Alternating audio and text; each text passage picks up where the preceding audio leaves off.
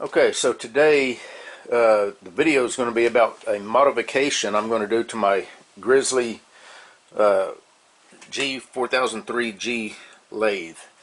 And the one thing that I haven't really had that big of an issue with it, but the one thing that I always wished it had was a little bit bigger hand wheel for the tailstock. So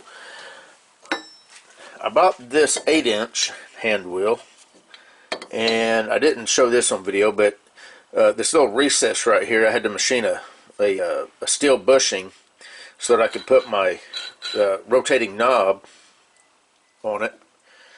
Machined a brass screw to basically screw this piece to the wheel and then screw the knob onto this piece. And the reason I did that is I didn't want the knob countersunk all the way down, to this point. It would have been nice if they just would have left this unmachined and let people decide. All I would have had to do if this would not have been machined was drill a hole in here, tap it 5/18 thread, and screw this knob into it. But I didn't want a cut out recess right there on this hand wheel. So anyway, we're going to take this hand wheel, modify it to fit in place of this one.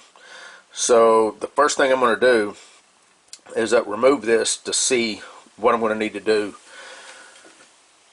to this one to get it to fit. So let me get set up. Alright, I got the nuts off. There's just 2 lock nuts, or 1 nut and 1 lock nut. There was a washer. Oh, the entire handle at that point just slides off. Now the one thing that, if you're going to do this, that you may want to be cautious about is, in order for the dial to rotate so you can lock it down, you've got to make sure that this boss right here stands just a little bit proud of the dial. So I can catch my fingernail on it. It's probably 2 or 3 thousandths high. And what I mean by that is, what you don't want whenever you bolt this all together, find that keyway, get in there. When this is all tightened up with the nuts, you don't want this sandwiched in there to where now it won't even rotate. So make sure that whenever you machine this boss right here, of course this will just come off.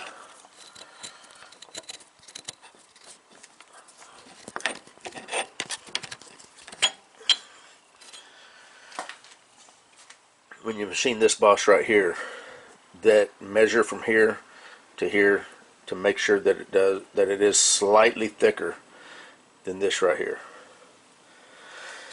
Now I think the first thing I'm going to do, so this hole here is 12 millimeters. I don't have a 12 millimeters, but I do think that 15/32 is really close. So I'm going to go ahead and drill this hole. I'm going to put this back together, drill this hole, and I think that's the only thing I would need the tailstock for. The rest of it's just going to be machining the this diameter and this thickness right here. So let me get this hole drilled, and let me throw this back together real quick, and then we're going to get this hole drilled. Alright, so I'm going to drill this a little undersize, because I found that it's a lot easier to take material off than it is to put it back. So I'd rather be a little small and then step it up than try to hit it on the first shot and then find out that I went bigger than what I would want. I could always drill it out bigger and then create a bushing, but I'm trying not to do anything like that. So we'll spin this up at about 600.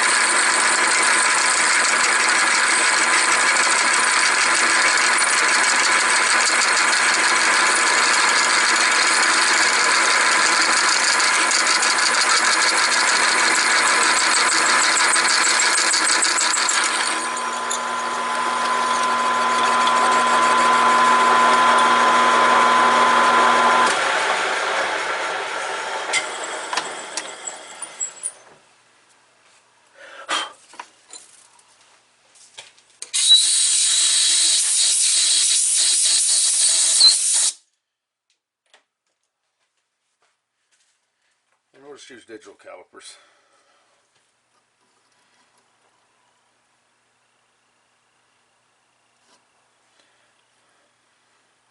Okay, that came out right at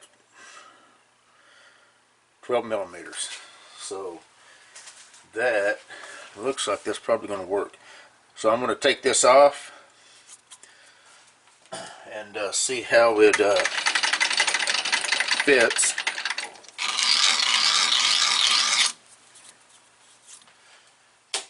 And then we'll machine this down to the thickness and the diameter that we need. And there it is.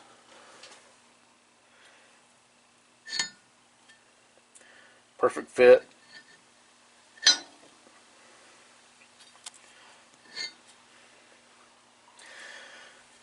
So now to machine the boss the right size. Okay, so a couple measurements that I need is from here to here. So basically the thickness of this face to this face. And I just measured it and it's just over 1 inch. I've already measured this. I've got a little scribe mark right there.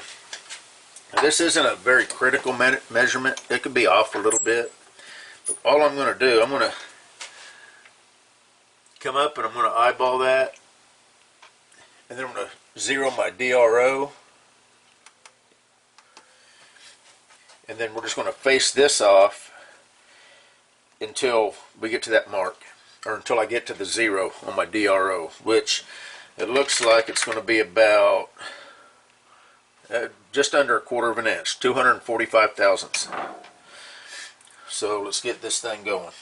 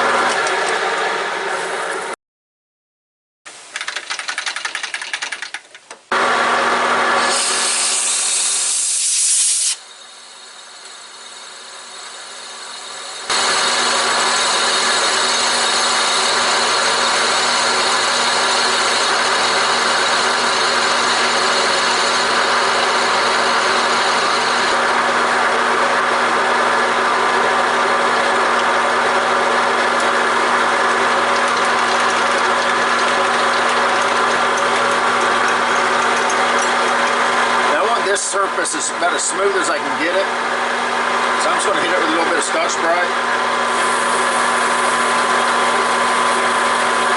because that butts up against the surface on the tailstock.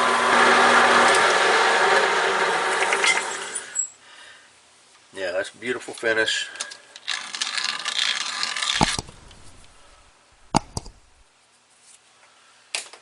Yeah, like I was trying to say, is the smoother this finish is, whenever this is tightened, you know, up against the tailstock, it will, you know, be less resistance whenever this turns. So I want that to be, you know, a good finish, which it is.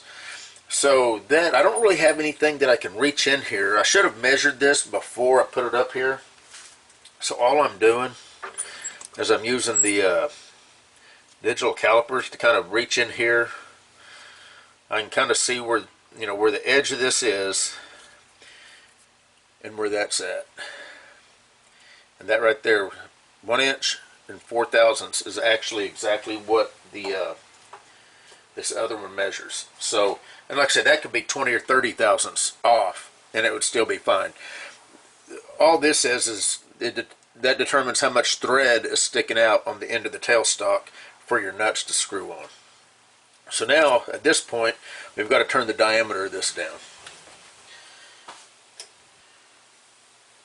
And I'm sure you professional machinists, if you're even wasting your time watching this, you're probably thinking, man, why didn't he do this or do that? Well, so 1 inch, 181 thousandths. So we're going to go to 1 inch, 185, and then we'll check and see how close we can get without overshooting it. And the thickness of this needs to be slightly thicker than obviously this right here. Now this is 592 thousandths, so if we went right at 600 thousandths, that'd probably be perfect. And what I usually do on that is I'll just bring my cutter up, I'll slowly come in and kiss that face without it even moving, and then I'll zero out the tailstock, which it's already zeroed because we zeroed it earlier. And then as I machine in, I'll know exactly when I get to 600 thousandths. So at this point, I'll calibrate the DRO here in just a minute. Once I get the first little skim cut on this. So let's go after it.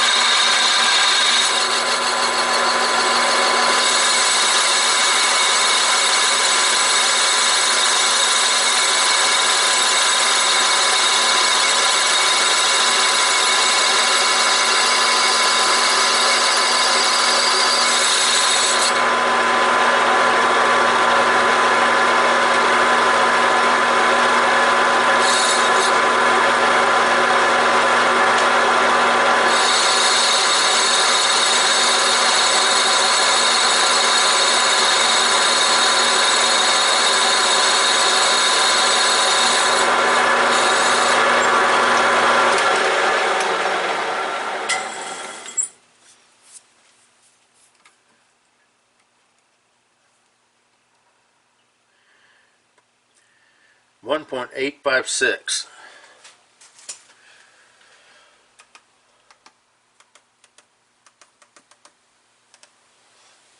Okay, I just set the DRO up, so we should be good to go.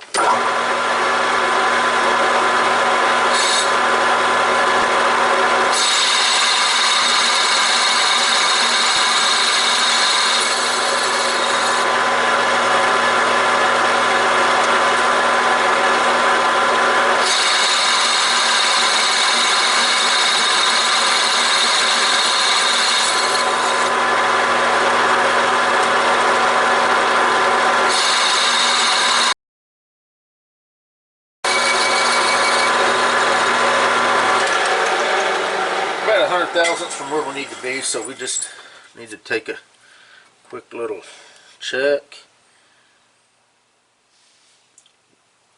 1 inch, 260. DRO's reporting about the same thing.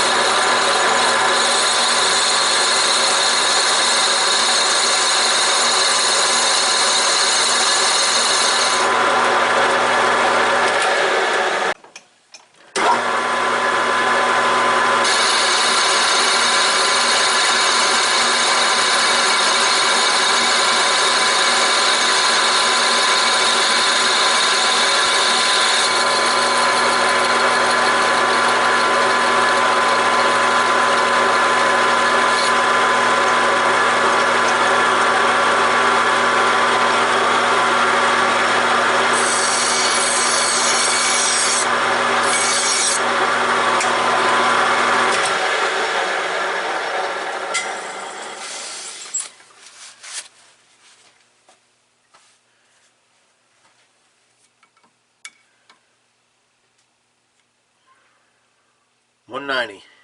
Roughly 10 thousandths to go. I'm going to speed it up just a little bit faster, just to get a better finish.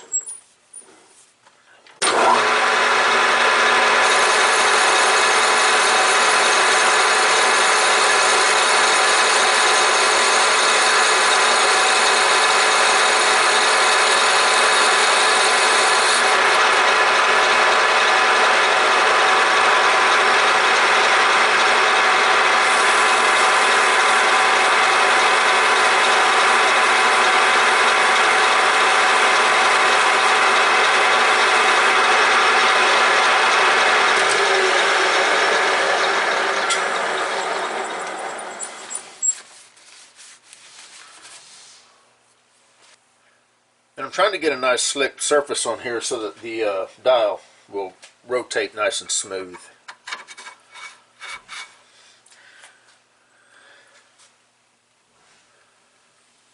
I think we may have hit it just perfect. I can catch my fingernail on that. I might take just a couple more thousandths off just to be on the safe side. Diameter's good. So let's I'm just going to come in here and I'm going to kiss this face right here. Take maybe 2 more thousandths off.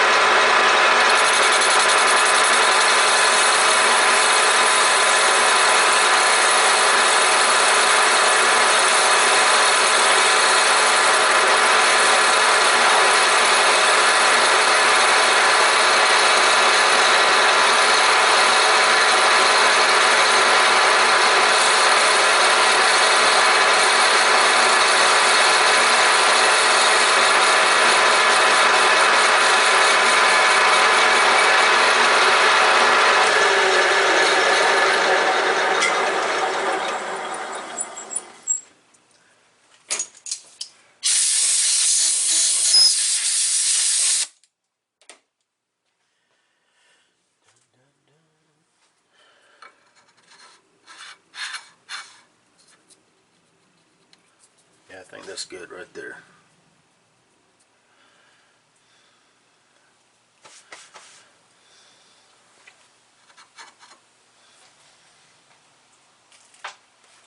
So I'm just going to hit this surface and this surface with some Scotch-Brite. Kind of polish it as the best I can.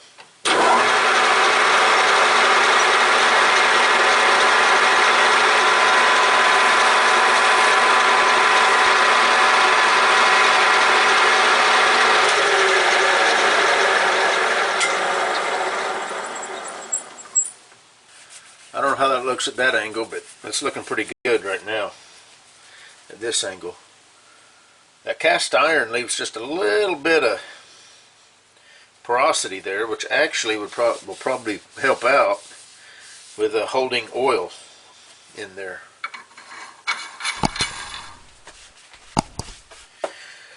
The one thing I also haven't really liked on this particular lathe is, so you've got this little set screw right here. And what that's for is whenever you get your tailstock lined up, you know, let's say you're going to drill a hole or something like that, anything you're going to use the tailstock for, you are supposed to put an Allen wrench in here, which is a pain. Rotate this to zero it out, and then tighten that Allen wrench up. Well, sometimes this Allen is on the bottom or on the back side or whatever. So what I'm going to end up doing is finding one of those spring I don't know exactly what they're called, spring balls I guess, or spring detents, and screw in there so that it'll put just enough tension on the boss right here to where, you know, it'll have just enough friction to where when you rotate this and you stop, it will be locked to the wheel enough to where when you turn it, this won't turn. I don't know if that makes sense or not, but anyway, that's the theory. That way, no matter where you turn this, you don't have to try to get an Allen wrench back on the back or the bottom side. Now, if that doesn't work, I'm going to make a brass thumb screw that's knurled, so that I can just reach down and snug that up with my fingers. I don't want to use a steel set screw because it mars up this surface right here. So that's kind of one of the poor designs on this particular lathe. Anyway, let's take this off and let's see how it fits back here on the shaft, on the lead screw. The only thing that's going to be left is going to be to cut the keyway in it.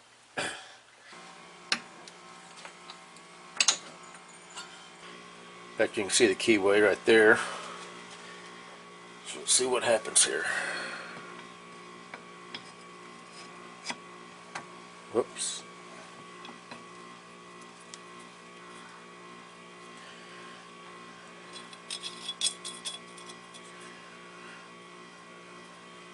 I'm just going to snug this up a little bit and see how it operates.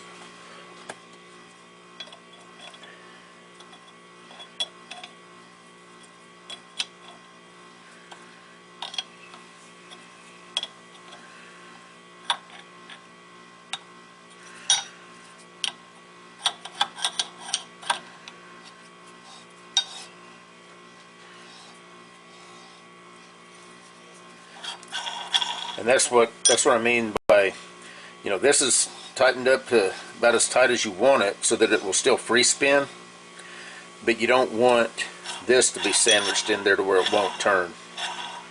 Hopefully that makes sense. So right now, if the keyway was on it, the hand wheel would be much nicer. That's, to me, that would have been a nice size to come on the lathe. And the reason I chose this particular type of hand wheel is because it looks closer to the hand wheels that's already on the lathe. Now, I also ordered this style here. I don't know if you can see that, but this is more of a vintage looking hand wheel, which that would have worked just fine too, but it would have looked quite a bit different than these. So I thought this one would be a good fit for it. Anyway, so now the next step is going to be the keyway. So let's get set up for that. Alright, so here we are at the broaching process. I went ahead and just ordered a 4mm broach. I've got a broach kit, but it's all imperial sizes. I didn't have any metric, so I just ordered a 4mm. And I had to machine out a little broaching bushing to fit the wheel here, and got it all done. Just machined that out of a piece of scrap sucker rod that I had. So I think we're about ready. I've got it set up here on the hydraulic press, and I think the way I'm going to do this is exactly the way the factory handle is done. So you see the handle is right here, and you see where they've cut the keyway just straight across from it. So I figured, you know, I'll go ahead and do it the same way. So when we look at this wheel here, that's where the handle is going to go. So we're going to do it right here. So I'm just going to line this up pretty much straight. Now, and again, this doesn't have to be exact. So that looks pretty good to me. Throw the little bushing in here.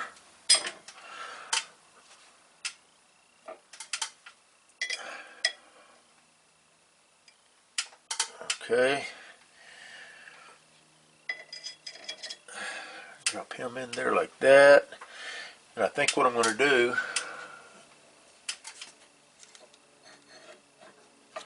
is I'm going to use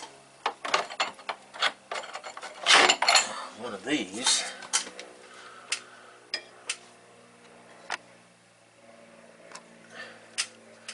And I'm just going to put it up just like that.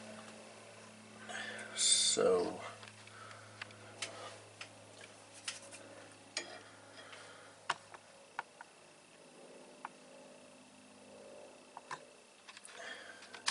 try to get the whole money shot in here. And that's just going to act as a spacer. That way I don't have to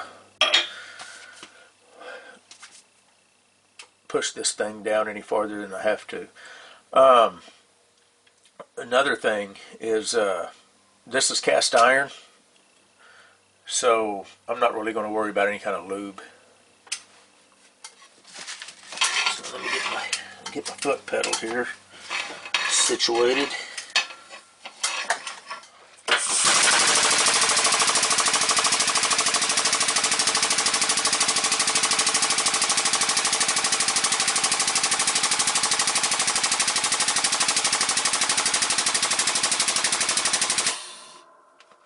And every now and then you just want to kind of relieve it, just in case it's starting to get put in any kind of a bind.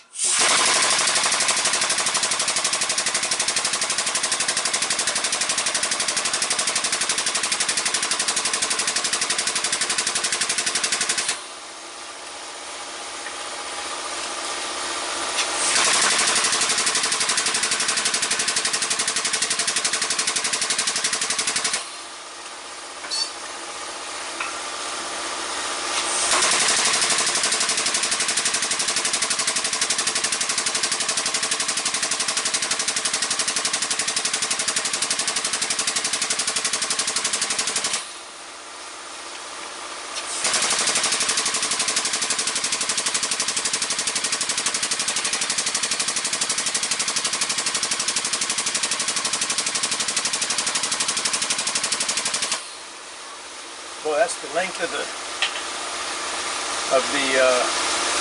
hydraulic press right there.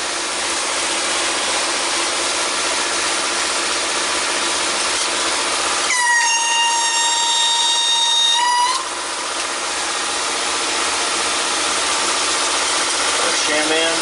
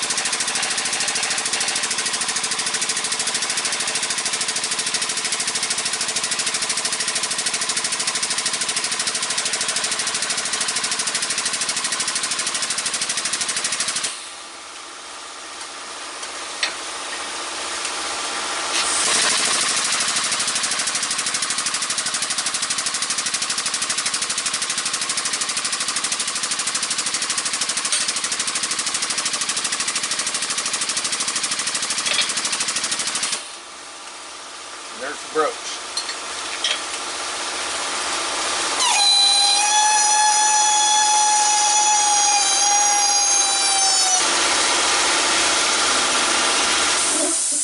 Got one keyway cut.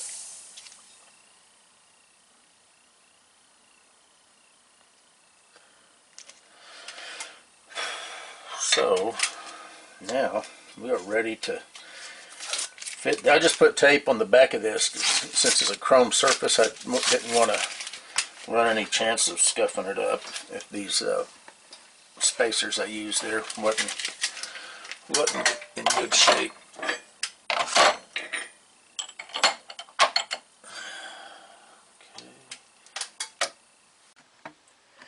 Alright, so we're ready to get this handle on here. So let's see how this thing's going to fit. First I want to kind of put a little bit of oil on here. And all I'm going to use, I got some rim oil that I like to spray my stuff down with. I'll just use that.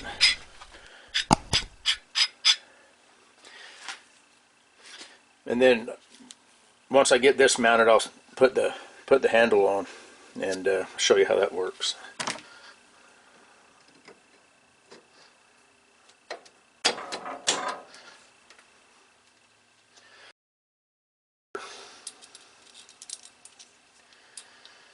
I'm not really real happy with the way they set this up as far as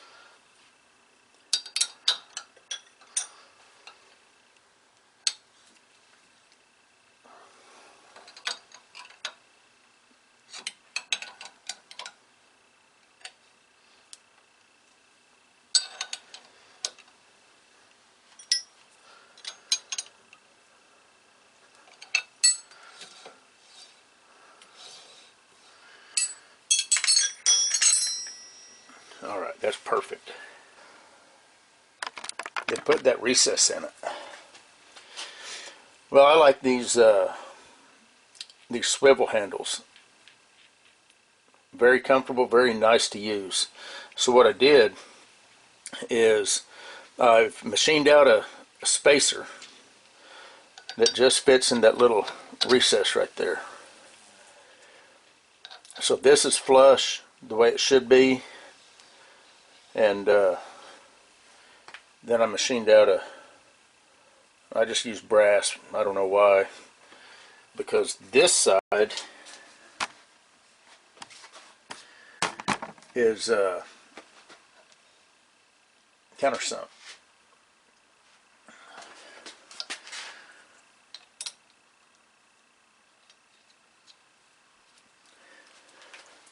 So we'll grab my screwdriver.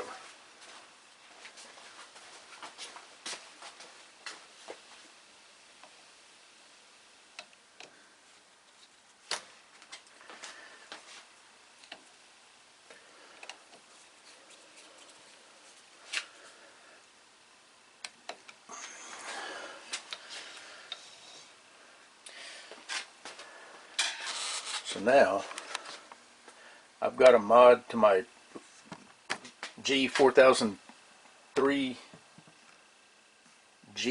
lathe that I've been wanting to do for a long time.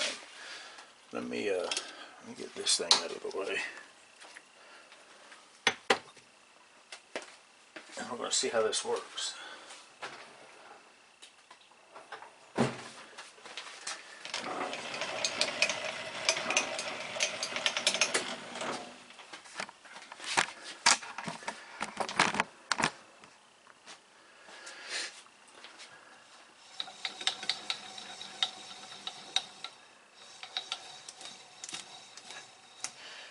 This is one of the things that I missed doing, was having enough momentum to where when I spun this, it would actually drive the spindle in and out.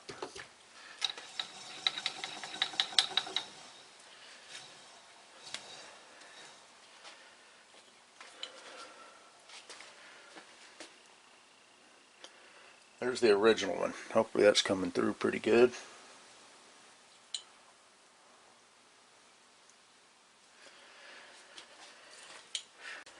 Alright, so one of the best things about this modification that I did, and you can actually do this particular mod with your original wheel, more than likely. But so I've got my my dial right here. Notice it's not locked down, but there's just enough friction to where it'll stay. So like, let's say I want to zero that out. Let's say I've got the drill chuck in here. I've got it exactly positioned where I need it. I need to drill an exact precise hole. So I zero this out, and now when I turn, I can come right back around to, you know, however deep I want to go. So there's no more of this unscrewing the set screw, turning that, and then locking it back down. I get to put it where I want it, use it, and it stays put. If I need to move it again, I can easily move it. And that's one of the things that I really wanted. Similar to the way the cross slide works. You know, I can move it, and then you move the cross slide. And I'm not sure, they don't have a set screw in here, so I don't know exactly how they've got this set up to do that, but that's what I wanted, was something similar to that. And that was my solution, was I just actually changed that out with a bag of these. And hopefully you're seeing those. Those are those little ball, I forget what they call them, little spring-loaded ball set screws or whatever. Anyway, just wanted to show that the bigger handle, or the bigger hand wheel, with the adjustable dial makes it a lot nicer to use. Anyway, we're done. You guys take care.